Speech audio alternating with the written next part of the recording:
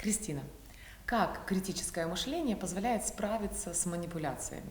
Критическое мышление – это, по сути, когда мы задаем себе правильные вопросы внутри.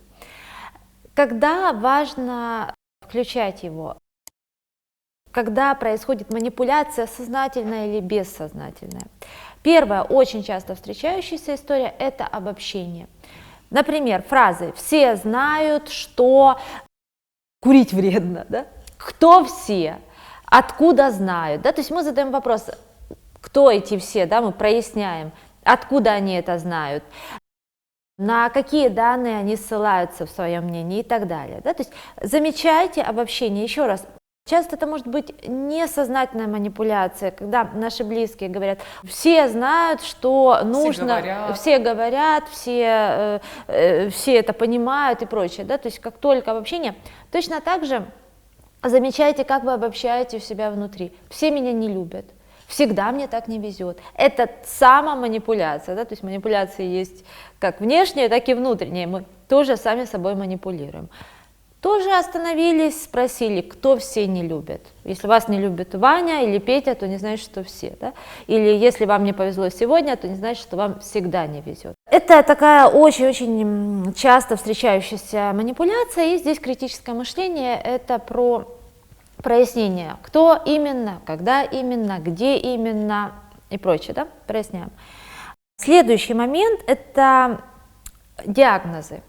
Когда вы слышите какой-то диагноз, в кавычках, в свою сторону, вы такой-то, да, вот это может быть, опять же, бессознательно, да, человек не специально вами манипулирует, но он говорит, ну ты же такой добрый, ты же всегда так вот поступаешь. Все, это манипуляция, то есть вам говорят, что вы такой, да? Или, ну ты же такой ранимый, или ты же такой, не знаю, упертый, или мнительный, или неважно, да, то есть любой диагноз это есть манипуляция, потому что вам говорят, вот ты такой, как будто ты должен быть таким. Потом разновидность этого же, это вопросы по типу, а почему ты боишься? Вы не говорите, что вы боитесь, да, а вас спрашивают, почему ты боишься? То есть в самом вопросе заложен диагноз, ты боишься. Угу. Вот здесь тоже сразу надо это отлавливать и говорить о том, что откуда ты понимаешь, что я боюсь, или откуда ты это, почему ты так считаешь, да, то есть возвращайте это. Следующий момент это однозначные, очень такие директивные заявления. Помидоры есть вредно. Угу. Почему? Откуда? Или правильно делать вот только так. Правильно, не знаю, там, после школы получить образование и потом идти работать. Только так и никак по-другому. Вот все, что с такой вот как бы интонацией, что так и никак по-другому, это манипуляция. Она может быть сознательной, опять же, бессознательной, но особенно это вот кто занимается психологией масс, психологией группы.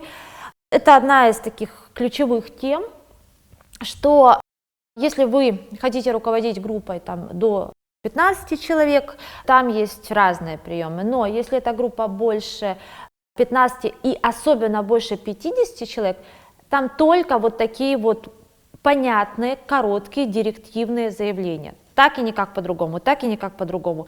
И тогда вы начинаете влиять на, на массовое сознание. Это вот из каких-то политических технологий и так далее. Но на самом деле вот в реальной жизни мы тоже часто с этим сталкиваемся, особенно в рекламе, особенно в каких-то, тех же политических кампаниях.